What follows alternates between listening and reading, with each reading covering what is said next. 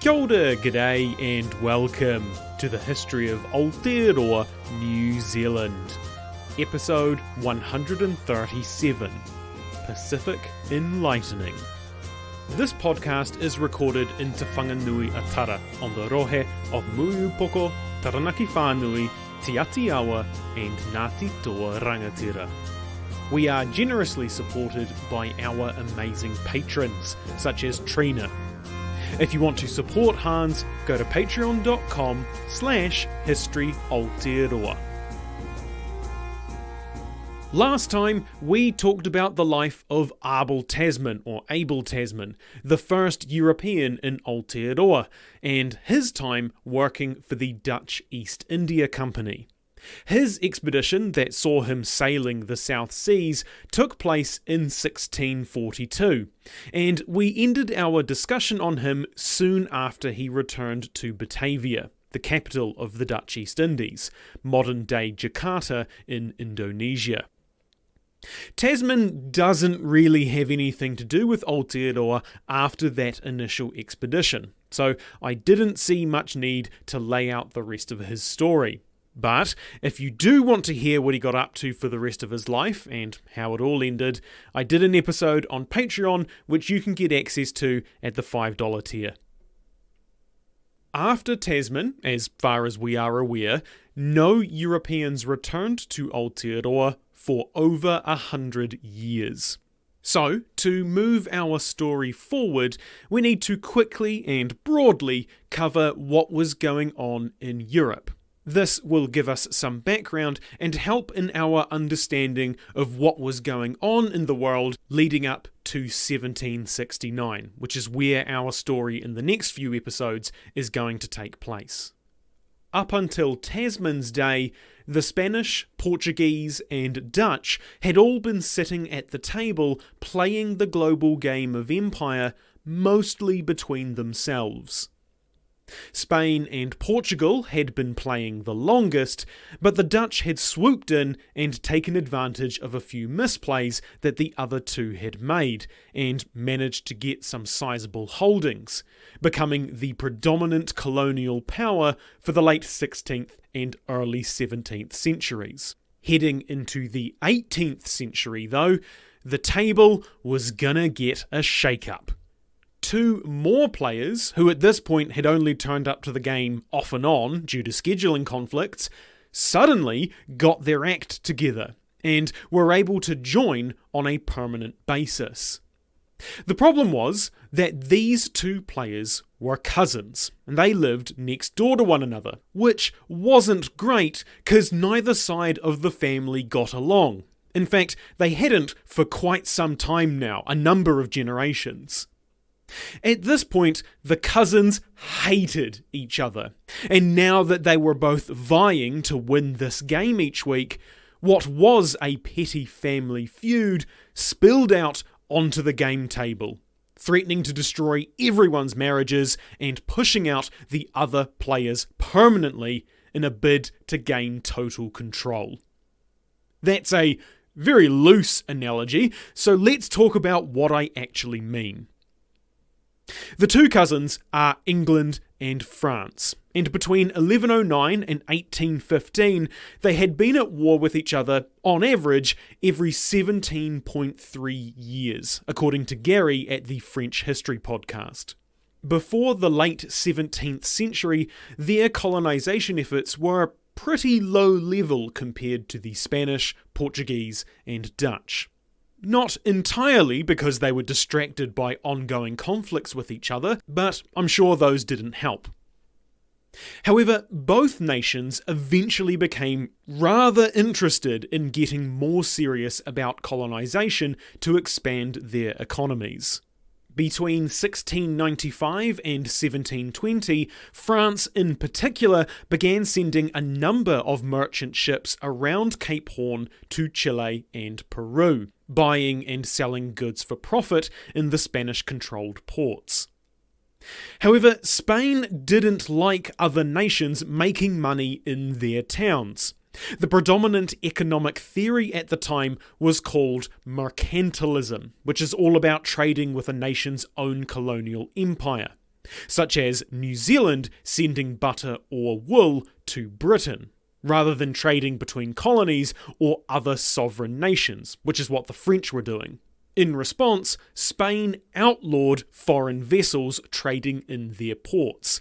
So, for all intents and purposes, all South American ports were now off limits to France, England, and anyone else. Naturally, French trading in the region stopped soon after this, and instead they pivoted towards a much bigger prize: India.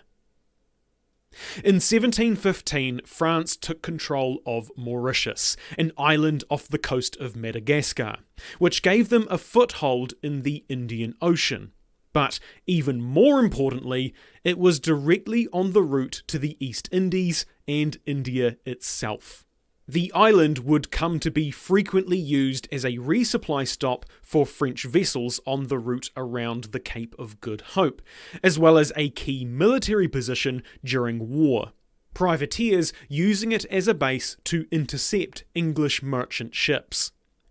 What we are most interested in, though, is that Mauritius and other nearby islands like Reunion were used as launching points for expeditions into the Pacific, primarily by the French East India Company, which, if you listened to the episodes on Tasman, is pretty much exactly the same as the Dutch East India Company, except it's French. The conflicts between France and England, now part of Great Britain, had mostly been contained to Europe, and usually revolved around dynastic politics. However, as the two powers slowly slid their tendrils across the Atlantic, and then into the Indian and Pacific Oceans, what originally started as regional minor conflicts in the grand scheme of things, by the 18th century had developed into wars of unprecedented scale, covering lands and enlisting peoples from all corners of the globe. The deep forests of Canada and the 13 colonies, the islands of the Caribbean, the coasts of West Africa, the glittering cities of India, and all the oceans between them. None would be immune from the disease. The Dutch and Iberian stars were waning in the wake of the world's first truly global conflicts. These weren't wars for historic rights to land or for the honour of kings. They were for natural resources and trade routes. But, to be even more grandiose, these wars were to see whether it would be France or Britain becoming the world's first global superpower. However, to control the world and all within it, you had to control the sea. To become a maritime power, the French made leaps and bounds in naval technology, such as the development of the frigate-class ship and the 74-gun ship of the line, along with a heavier focus on cartography to rival the VOC. Naturally, the idea of Terra Australis was all wrapped up in this, because the country who found it first would, theoretically, have rightful claim to everything within, and get even more wealthy from extracting its resources, exploiting its peoples, and as such, become the dominant global power. You might guess from my focus on France here that our next explorer is going to be French, and you would be right. So, having set the political stage somewhat, I want to talk a bit about what was going on in other areas of French culture, specifically in science. For a long time, the core goal of maritime exploration was commercial. They wanted to find spices, gold, jewels, or whatever other resources that could be sold for a profit. However, the late 17th and early 18th centuries saw a lot of the noble class and other elites start to take an interest in science, sometimes called natural philosophy at the time. Essentially, they were interested in how the world worked, Previously, this had been the realm of philosophers, hence the name. But these newer generations didn't want to just debate the nature of the world, they wanted to test it, categorize it, discover what was still out there, and then categorize that. A lot of ideas, traditions, and methods we still use in science today find their origin in this period, even including the scientific method itself. It's also around this time where lots of plants and animals were collected, formally described, and given scientific names. Though lots of these names have been changed over the years, particularly recently as genetic evidence has given us a different picture of the tree of life. This was a really exciting time. Europe was gaining a greater understanding of the world and humanity's place within it. And the 18th century public were really into it, particularly the botany aspect. Science was new. It was exciting. Discoveries seemed to be happening left, right, and centre. And as a result, science was sexy. Paris in particular was a hub of scientific innovation in all disciplines. Maths, chemistry, physics, biology, medicine. If you wanted to study science in the 18th century or hear lectures from the greatest scientific minds of the age, the place to be was France. This isn't to say other places weren't leading the way in other aspects though. Linnaeus was from Sweden. He developed the classification and binomial naming systems we still use today. That's why humans are called Homo sapiens. These scientific advances, and essentially the rise of modern science itself, is collectively known as the Enlightenment. French scientists were pretty convinced that new species of plants and animals would be found on Terra Australis, which would be true if it existed. But remember, at the time, the prevailing thought was that the southern continent did exist. It just hadn't been found yet.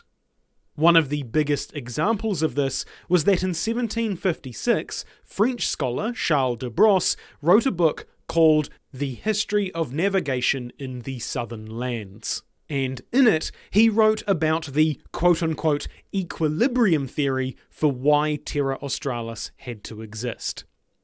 It was basically the same idea put forth by the Greeks about 1700 years before, which was that land was heavy, and since the northern hemisphere had lots of land and the planet hadn't tipped over, then there must be roughly equal amount of land in the southern hemisphere.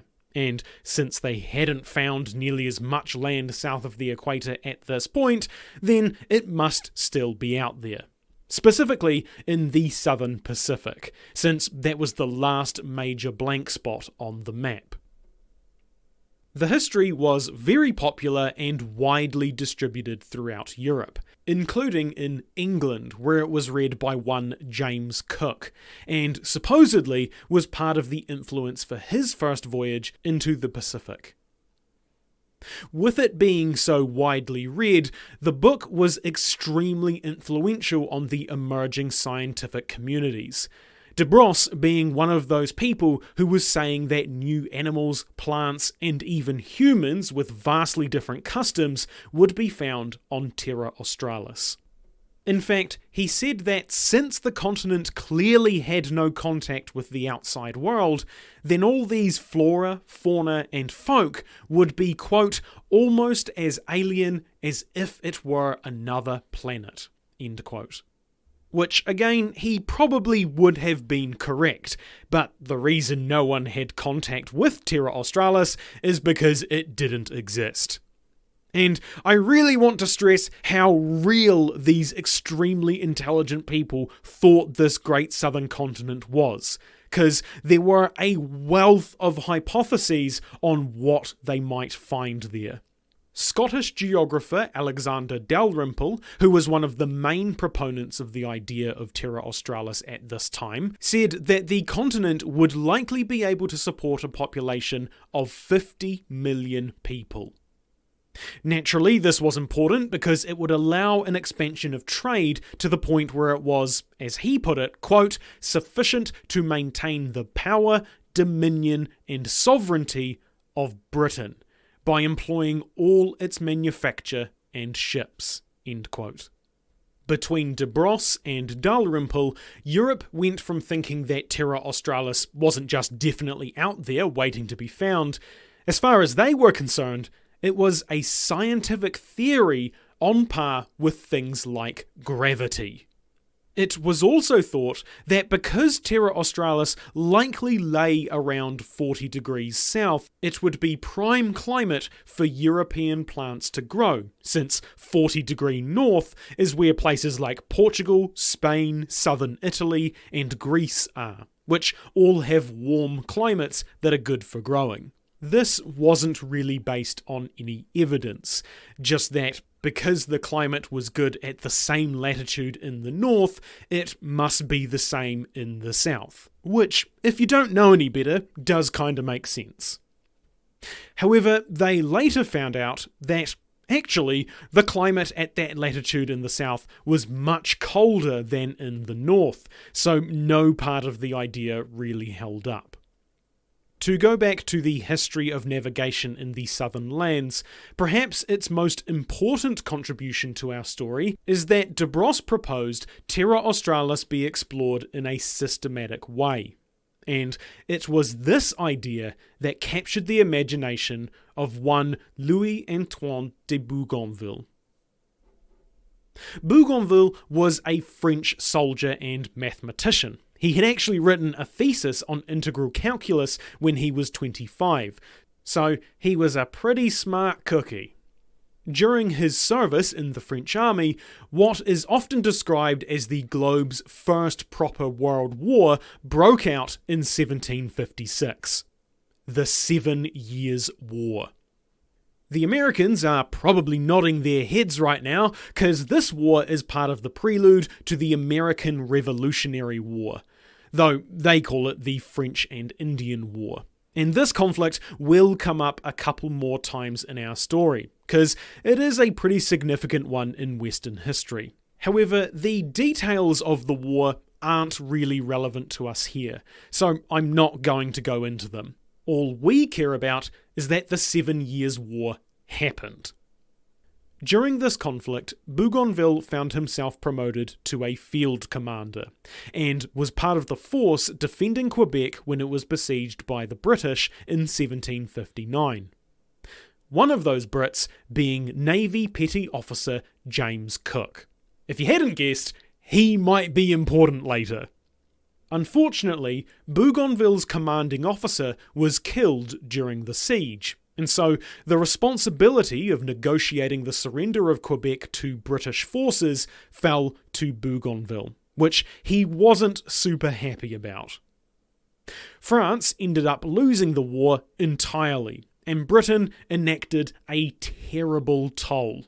France lost vast swathes of her territory on the North American mainland, along with destroying infrastructure in India, which kinda led to the collapse of the French East India Company. We'll talk more about the fallout of the war and the collapse of the FEIC in a future episode. But for now, it was somewhere around here, after the conclusion of the war, that Bougainville got a hold of the history of navigation in the southern lands, and decided that he wasn't keen on soldiering anymore. Instead, he returned to France, where he took an interest in astral navigation, since it lined up nicely with his background in maths. Using the stars to navigate is a very, very old method, but because all these Europeans were sailing around all the time and now the Enlightenment was happening, astral navigation became a bit more formalized, requiring a lot of calculations, sometimes complex ones. So for Bougainville, who was trained in all of that, it was a good fit. This interest in maths and then navigation naturally led him to where it was most useful: a life at sea and as an explorer. Skipping over a lot of history, in 1764, Bougainville decided to found a colony on the Falkland Islands, paying for most of it out of his own pocket. His hope was that this would be a good place to launch expeditions to explore the Pacific, and he filled the settlement with French from Canada who were displaced after the war. However, both Spain and Britain opposed the settlement, and in the end, France decided to cede the islands to Spain in 1767. So Bougainville was once again tasked with handing over a settlement under his protection to another nation. Whatever his reservations or complaints, he did his duty, and the French crown rewarded him with some money and 2 fully stocked ships, instructing him to do a circumnavigation of the globe. This meant that Bougainville, being a scientist and fellow of the British Royal Society, led the first European scientific voyage into the Pacific. Within his interest of astral navigation, Bougainville had one key question that intrigued him most, and on his expedition to the Pacific, he intended to solve it, or at least get closer to the answer. The question in question? The longitude problem. That's right, it's back, and it is more important than ever. It's not just causing random issues, a lot of people are dying because they don't know this information. So there are those who are actively trying to figure out how to calculate longitude. Although, in saying that, it wasn't all just altruistic. Queen Anne of Great Britain had offered a £20,000 cash prize in 1714 to whoever could find a solution. So that was also a pretty big motivator. Trying to solve this problem led to a lot of other scientific discoveries, but for decades, no one had really done the thing that they were actually trying to do. That was until the invention of the chronometer by John Harrison in the 1760s. The basic idea was that a sailor would use 3 different things: their current time of wherever they were, the known time of somewhere else in the world, such as London, and the position of the sun. Using those, they could calculate how far east or west they were. But clocks before Harrison's chronometer were prone to all sorts of issues, especially ones that made them not practical on sea voyages, such as changes in temperature, humidity, and the swaying of the ship itself. Additionally, clocks at the time were just generally not very accurate, and would quickly get out of sync with the actual time. Which was bad, because if you were using them to calculate your location, it could be way off. Harrison solved all of that by spending about 3 decades inventing various chronometers, which culminated in what was essentially an extremely accurate pocket watch that wasn't affected by any of those issues. However, it was still far from perfect, especially on voyages that circumnavigated the globe and took years to complete. Another problem was that they were expensive as fuck, which is not great if you want to outfit, let's say, the entire British Navy. Scholars and sailors didn't want to put their eggs all into the same basket. So, while the development of the chronometer was going on, alternate methods were being developed. One of those was the lunar distance method, also called the astral clock method. This involved using the moon and stars, whose movements in relation to each other had been observed and recorded over thousands of years. Using that information and calculating the angles between the sun, moon, and the ship or some other celestial bodies, one could kinda figure out their longitude. You actually might recall that Māori had a similar method using the position of the sun in the sky in relation to the horizon. There were some downsides to using this method though. The first was that it required quite a lot of complicated maths. Initially, it took an eye-watering 3 hours to get one longitude reading. Eventually, some tables were developed which helped reduce this to 30 minutes, though the calculations were still extremely complex. For a mathematician like Bougainville, this was actually fine, but for some pilots or lower officers, it might be beyond their capabilities, so it wasn't super ideal for them. There was also the factor of whether you could see the sky. If the moon and stars were obscured by clouds, then obviously it was much harder to calculate their angle. This meant that the lunar method and the chronometer method had 2 separate problems to solve. The chronometer needed to improve the tech to get more accurate, which Harrison did eventually do. And the lunar method needed to improve the techniques to make them less complicated and less prone to weather. So while Bougainville traversed the Pacific from west to east, he made many astronomical observations using lots of different instruments to try and improve the lunar method. And these efforts helped to fix inaccuracies on the charts that were widely distributed at the time. When Bougainville made it to the Solomon Islands, naming it Port Praslin, he made observations that helped him calculate the size of the Pacific Ocean, determining that it was much larger than anyone had really anticipated up until that point. It's also worth noting that while Bougainville was the first Frenchman to circumnavigate the globe, on board his ship he also had the first woman to go around the world. She was a botanical assistant and mistress to the naturalist on board, and managed to pass herself off as a man until they got to Tahiti, when the locals pointed out that he was a she. When Bougainville returned from his voyage, he shared his varied scientific, or what they might call philosophical findings, with the Royal Society in London. However, as mentioned, his main goal was to advance a solution to the longitude problem, which was seen as not just a scientific issue, but also a geopolitical one, because whoever could figure it out would get a number of huge advantages.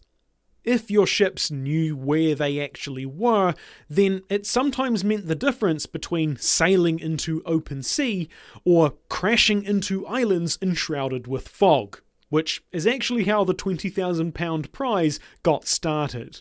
This was obviously especially important for military ships, but also explorers who could find new lands and then find them again reliably, not something they could always do in the past. As such, countries spent a lot of money trying to figure out longitude. A significant amount of that money going into expeditions like Bougainville's. As an aside, he was also given secret instructions to search for Terra Australis, but naturally didn't find it. While all of this is really interesting stuff, you're probably wondering when I'll get back to Aotearoa. We aren't quite there yet, but the key part of Bougainville's Pacific expedition for us is his arrival in Tahiti in 1768.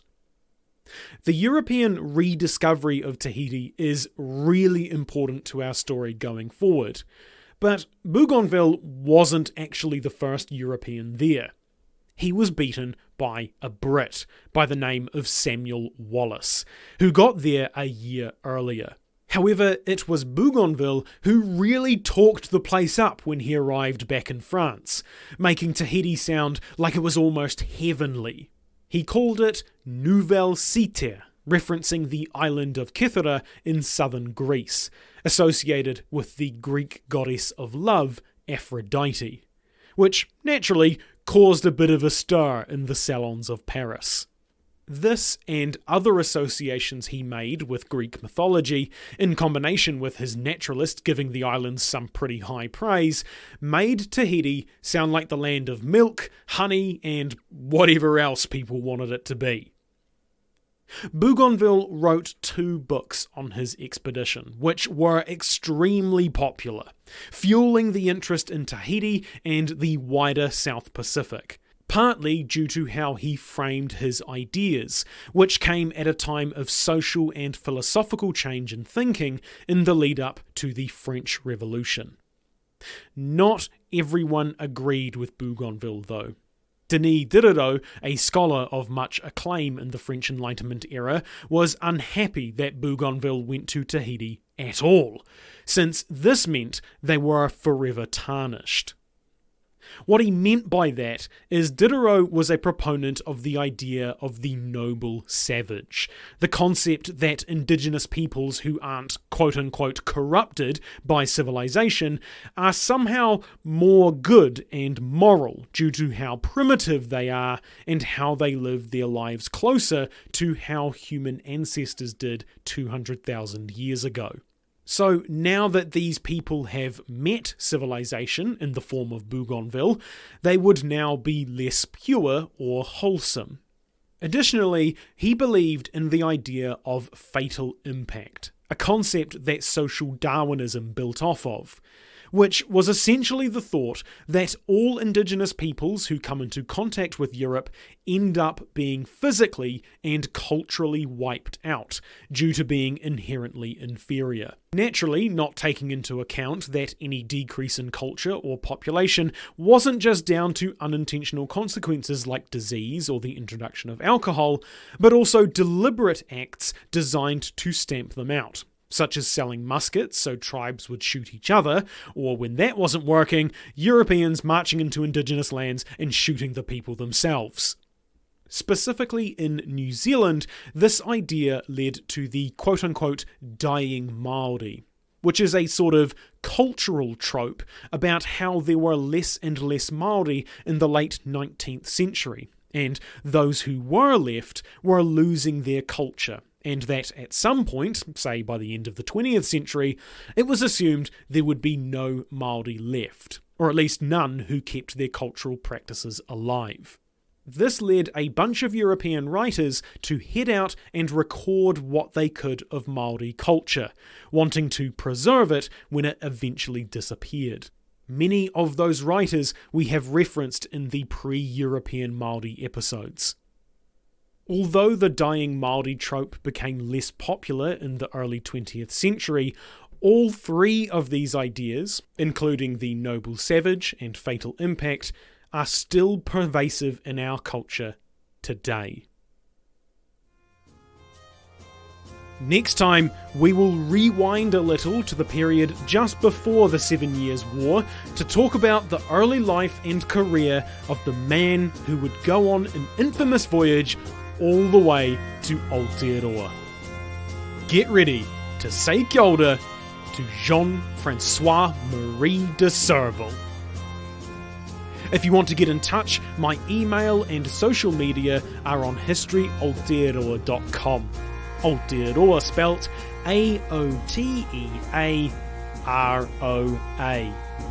You can also find helpful resources there like transcripts and sources. If you would like to support Hans, you can do so through donating via Patreon or giving us a review. As always, haere tu atu, hoki tu mai. See you next time.